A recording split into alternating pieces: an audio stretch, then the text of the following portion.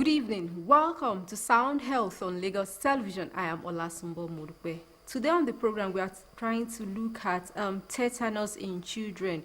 It remains a public concern, and children, especially newborn affected by this condition, die within the first month of life. Stay tuned. The conversation begins after this break.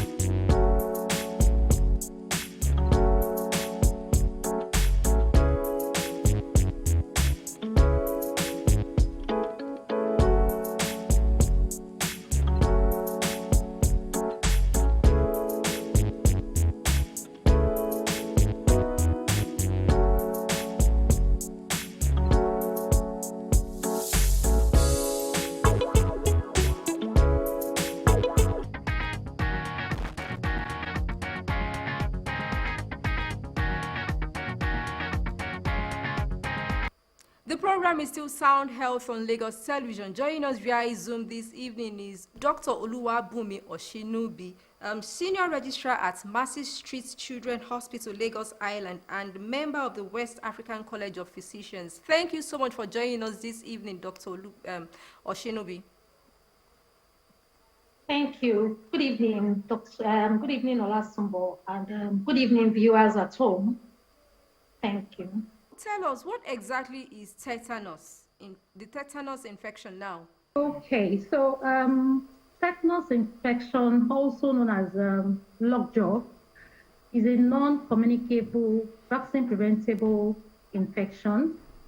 It's actually a serious and an acute infection that affects both nerves and muscles, and this infection is caused by a spore-forming, toxin-producing bacterial organism known as Clostridium tetani.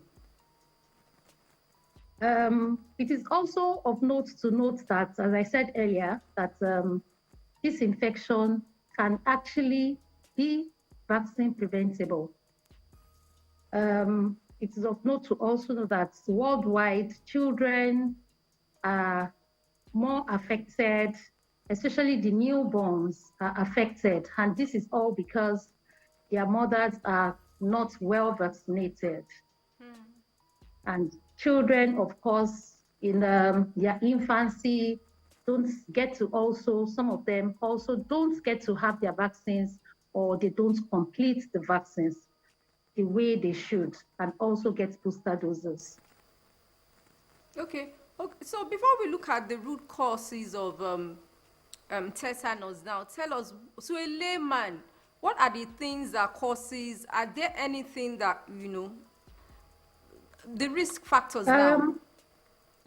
Okay, so this organism is actually found usually in the soil, in dust, also could be found in animal feces, and occasionally even in human feces.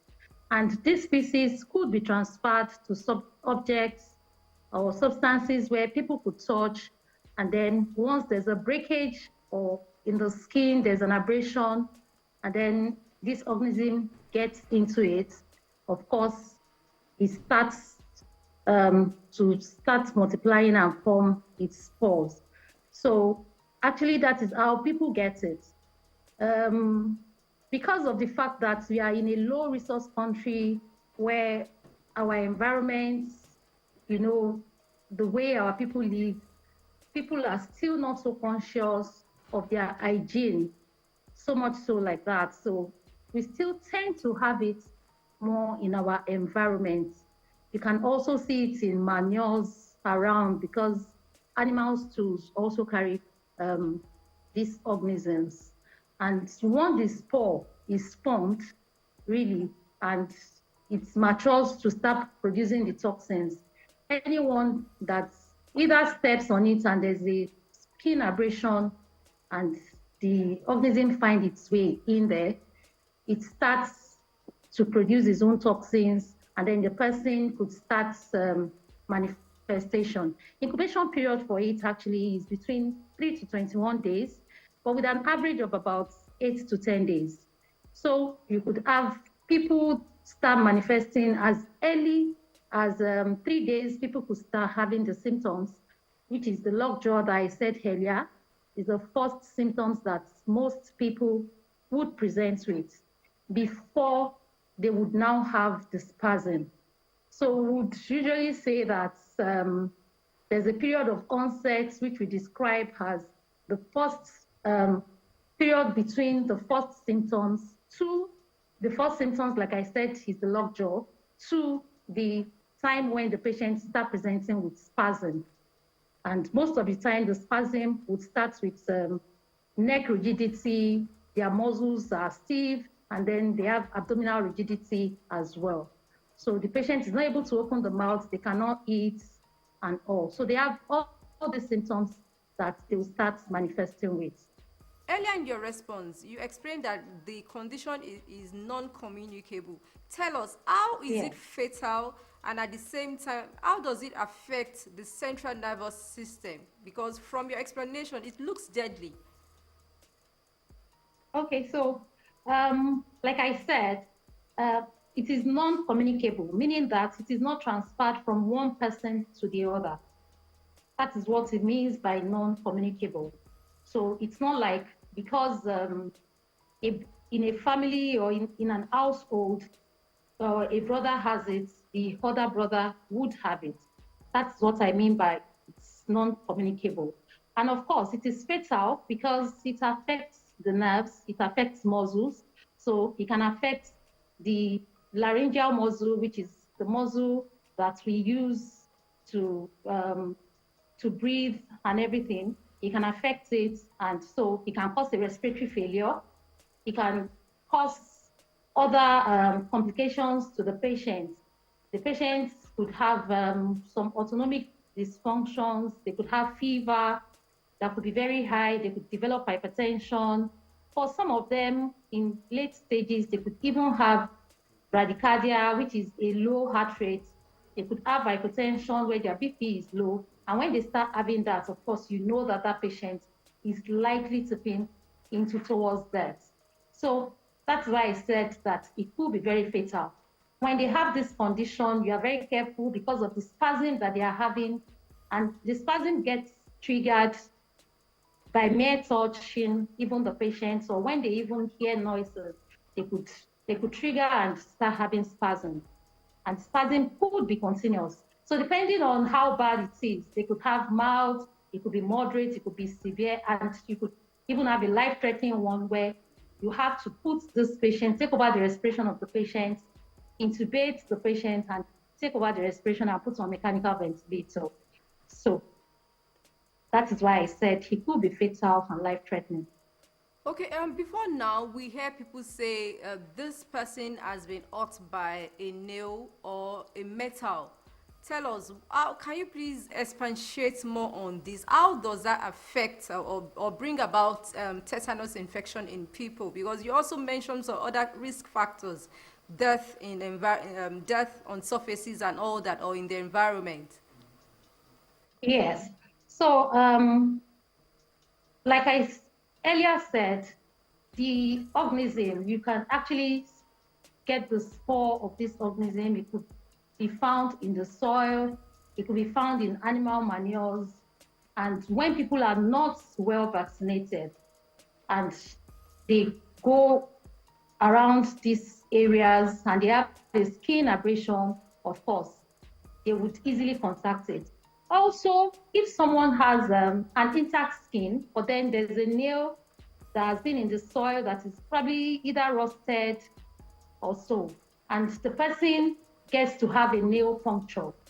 The organism, because that nail has been in the soil, and this organism can easily be found in the soil, the organism spore can easily get into that skin, because the minute there's a puncture, there's already an abrasion of the skin. That skin is no longer intact.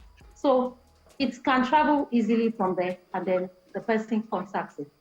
Also, it is of note to know that neonates can get it from their umbilical cord stump when it is not well cared for, or even during childbirth, when if they used unsterilized instruments to deliver these babies, or even the mothers, they could have tetanus as well.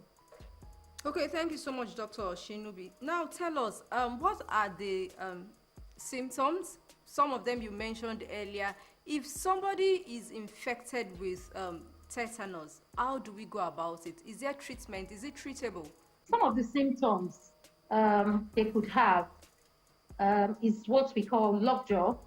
So the patients have difficulty opening their mouths, because the muscles that are surrounding that place are already in rigidity, like I said. So there's a lockjaw, the patients can't open their mouth. Then the facial muscle as well also becomes contracted because of the spasm that is going on there. And so we would say that when that is sustained, they have this facial look that we call a rhizus sardonicus look. They could also have other symptoms like abdominal rigidity because of the spasm that is going on in the muscle. The abdominal muscles are also very hard when you put it looks board-like rigidity. You can't press it down when they're having that spasm. Some of them could have autonomic dysfunction. They could have fever. They could have a fast heart rate. They could also present with a high BP and have hypertension as well. Majorly, it is the spasm and the lockjaw that is one of the things that one would see in them. Aside from if the patient had stayed home long enough that they didn't bring out, and then the patient had developed some other complications that they could also have. For the newborns, you mentioned earlier that some umbilical cord are not handled properly. We still have some parents, caregivers embracing some unhealthy practices while trying to maintain or ensure the umbilical cord detaches from the abdomen. And we have them, Yes. using hot cloth or, hot metals to, compress the abdomen or the umbilical cord. Tell us, what should such people in this category, what would you like them to take away from this engagement? Okay, so thank you. Just like you said, it is not just them using hot water or hot clothes to burn up the cord. We've seen some parents even actually using this animal dung that we talked about that contains this spore. Some actually put it on the umbilical cord. Some even go as far as using toothpaste on the umbilical cord in a way to say that they are caring for the umbilical cord. But a whole lot of them don't know that most of these babies would actually get tetanus from it, especially if the mother is not well vaccinated, or she doesn't even get antenatal care at all. So we would advocate and plead with our mothers out there that cord care is actually with spirit and chlorhexidine gel. And even that chlorhexidine gel, in application of it, should not touch the skin of the baby, because a lot of time when they are applying it, they allow it to touch the skin of the baby and then it gets infected. So you should just clean with spirits and apply that. That is actually the way to go in caring for the baby's cord. They should do that regularly. Okay, Dr. Shinobi, thank you. Tell us about the treatment for tetanus infection. Okay, so with Is it treatable? tetanus, actually say that it's a principle of management. So there are things that you're trying to do in managing this patient. You're trying to stop the toxins that has already been released into the system by this organism. You're trying to neutralize the ones that are circulating, that are still circulating around. And then you are also trying to want to do control or stop the spasm that this patient is having so that they don't keep on having the spasm. Then you want to do supportive care as well for them. So in trying to stop further spread of the toxins, you want to do wound debridement. So there's usually, most of the time, like I said earlier, there's an abrasion on the skin. There's a breakage of the skin before this will happen. So that is usually your point of entry for the child. So you want to take care of the wound that has caused this point of entry. You want to debride it because once there are dead cells around that area, it allows for this organism to continue to breed because it breeds in an environment really where there is little or no oxygen. It's an anaerobic organism. So you want to debride that wound and make sure that you expose and have a fresh area where oxygen, there's blood supply and everything to the wound. You want to, after cleaning that, make sure that the wound doesn't get infected again. Then you want to give antibiotics. An antibiotic of choice here is metronidazole, IV metronidazole, which most people know as Flagyl out there.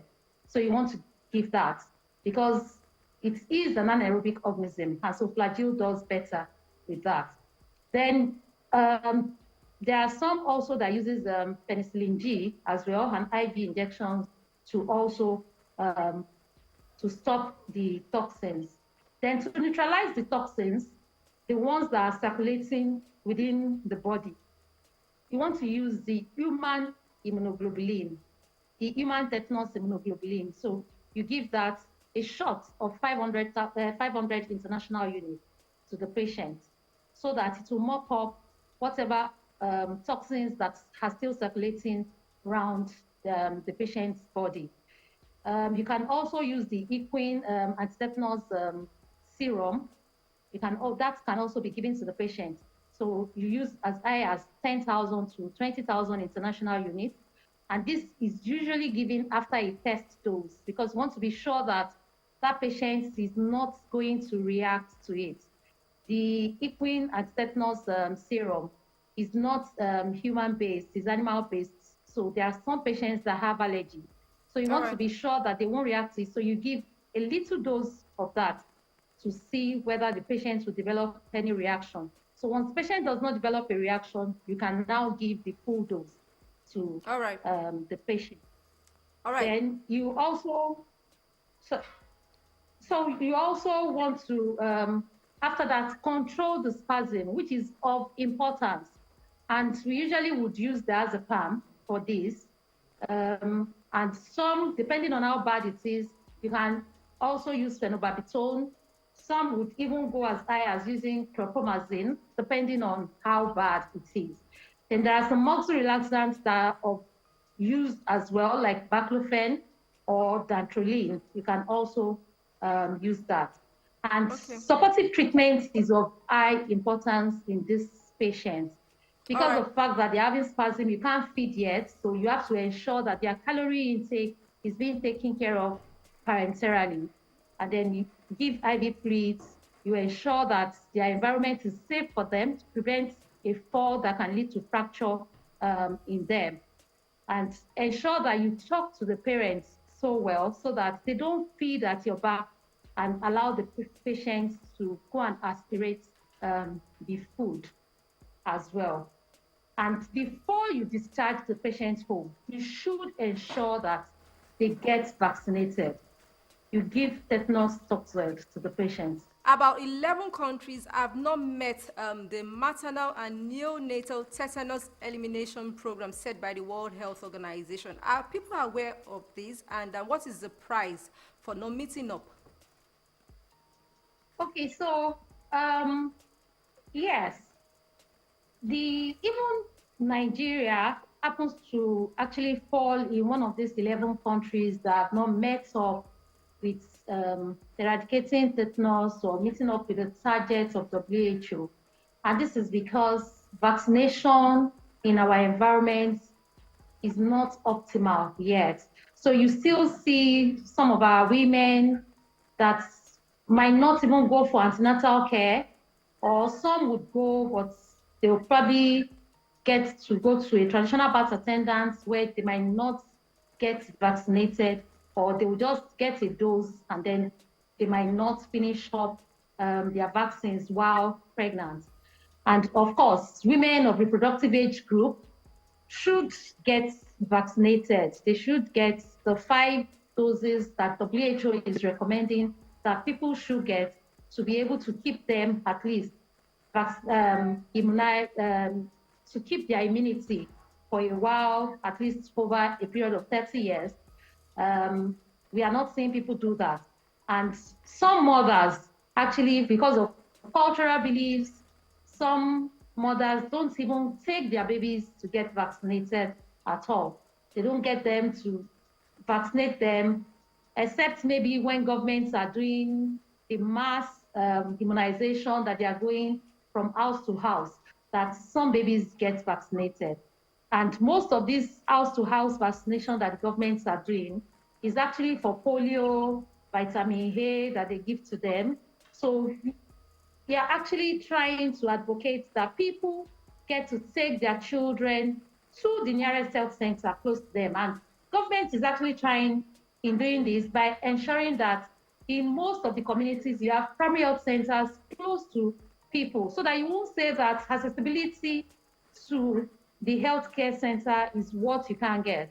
Okay. So people should try as much as possible to key into government's program for immunization, ensure that women of childbearing age group, girls of childbearing age group, get to have immunization, their tetanus injection. When they are pregnant, they go to the hospital, get vaccinated, and complete their tetanus injection. They should actually take at least 2 to 3 doses while pregnant.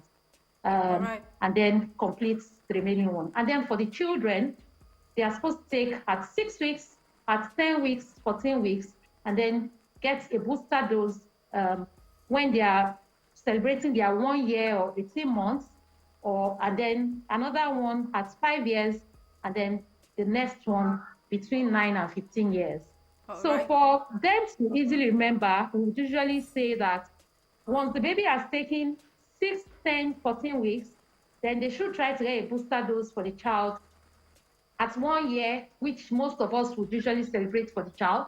Then at 5 years as well, that's also a birthday that most of us celebrate, and a 10-year birthday, so that parents would remember and key to it. They won't forget.